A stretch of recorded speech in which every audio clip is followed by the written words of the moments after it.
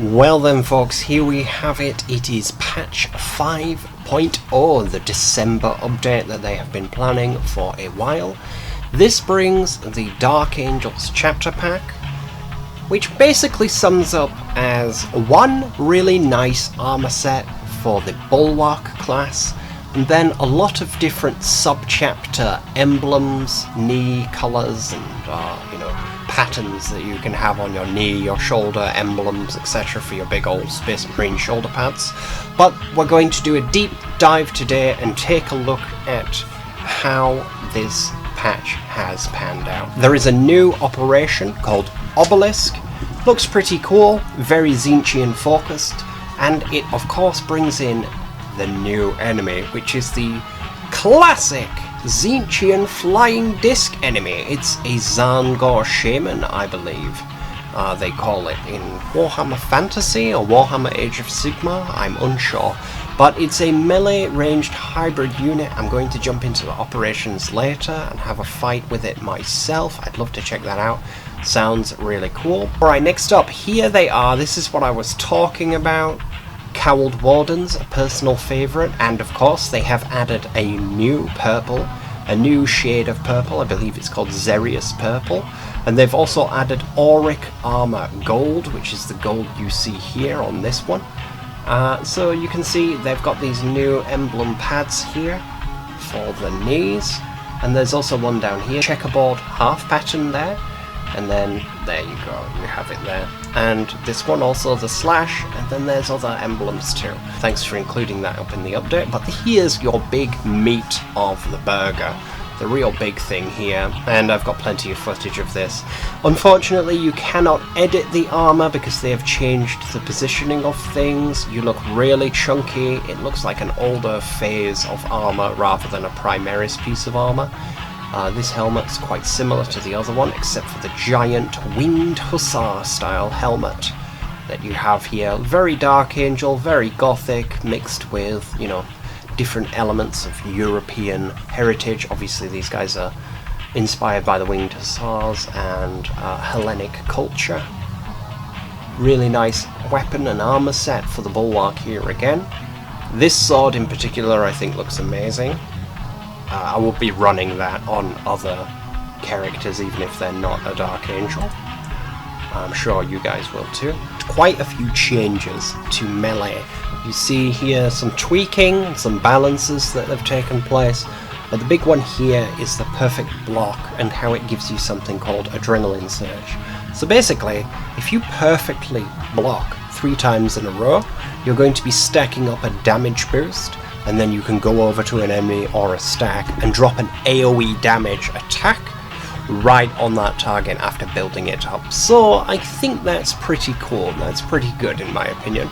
That adds quite a lot more, because it not only gives you a way to play better by perfect blocking, and it encourages you to block a bit more, but it also allows you to go and drop AoE damage even not as an assault, which usually, I know other classes can drop assault like the heavy stomp, and basically anybody has a little bit of AoE damage and slash ability, right? But now everybody in PvE will have access to this because of the perfect block system. I think that's a really cool change. It adds a new dynamic to the game. That's always cool. So here on this section they talk a lot about the grenade launcher and how bugs are affecting the balance of it.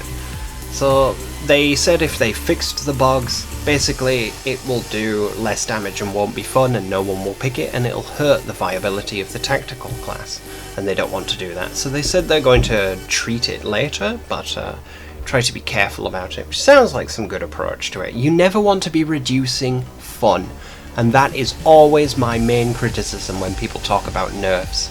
Are you reducing fun, or are you preventing other people from being annoyed at the expense of fun? Let's see what the deal is, I think that philosophy that they've described there is quite good. You've also got some bolt carbine changes, like more ammo, Volkite changes. Their damage sensitivity has been increased on certain units. Well, they've added something very interesting to PvE here, which is extermination bonus. Now, if you kill 85% of the spawned enemies, you'll be getting 120% XP. If you're killing more than 60% of the spawned enemies, you'll be getting plus 110% XP. Really, really nice. You will be leveling up a lot quicker there. Now, big shout out here to the devs. I really like them adding stuff like this. For me personally, this is just huge, and I think it's so synonymous with Warhammer, but being able to change the colour of all the individual sections of the armour is something that we need, and we need it quickly, you know. I don't think we should really be withholding colours and, you know, shades of this or that, right? You should just spend some time and add them all in for us. We've paid a lot for this title, but this is great to see that you can change the eye colour of your Marines. I will have to be looking very, very carefully now and picking the right eye colours for the Marines when I paint them in my shorts section now. And this is a big point for me. I really like this. They have fixed the shading of Shabti Born and Balthazar Gold so that they look correct. Now, for me personally, this is a really big change, because this means that the Deathwing colour, which is Shabti Bone, or, you know, some people put a wash on it and make it a bit more brown than you see there. It's a proper bone colour now, rather than being a white, you know, slightly off-white, a dirty white, which is great, because it means my Deathwing characters will now look great.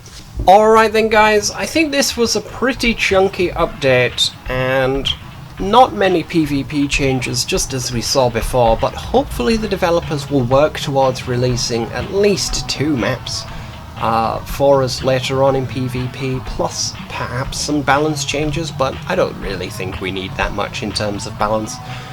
We just need a new game mode, and at least 2 more maps, and then 2 more maps again later. You know, if we can get up to 8 maps for Space Marine 2, I think that's enough for them to say that they've done the work, you know. But as it stands at the minute, playing around on 3 maps feels awful at this point, you know. We've been playing the game for quite a while. There's not many games I can think of that have multiplayer with such a large budget as this and only have 3 maps. I understand that this is a live service game, but I really hope that PvP will see some love soon, and I am also eager to try out Horde mode, because Horde mode looks and sounds really cool. I don't know why, but I don't enjoy operations, running through missions and doing set things, whereas I do like castle defense, tower defense style stuff where it's just you and the carnage. I used to love that in Gears of War with my friends. I really hope that Horde mode will also support cross-console play. I'd like to play with my friends who are using PS5. And yeah, I think it really is quite a nice chunky update, and they've got balance and adding new features in mind. I think Perfect Block will be good for people who love PvE. This armor set was obviously really cool. Darkangels, Immortal, really powerful chapter. Great chapter as well, of course. One of the most popular. And this enemy, I can't wait to get my teeth stuck into him. It should be pretty good to smash this goat man up. If you've enjoyed this deep dive, this first look at Obelisk Update Patch 5.0, then drop us a like and drop us a sub. I am a PvP focused channel. However, I do also paint up esoteric, lesser known, old, rare Space Marine chapters on my shorts, so go and check those out if you are so inclined as to check out people such as the Destroyers, the Angels of Damnation, which are not a Blood Angels chapter, but an Unknown Foundings chapter. Somebody made it up somewhere. Was it you, John Blanche? Did you make it up? Rick Priestley? Who made those chapters up? Go and check them out on my shorts, drop us a sub, and thanks for watching, guys.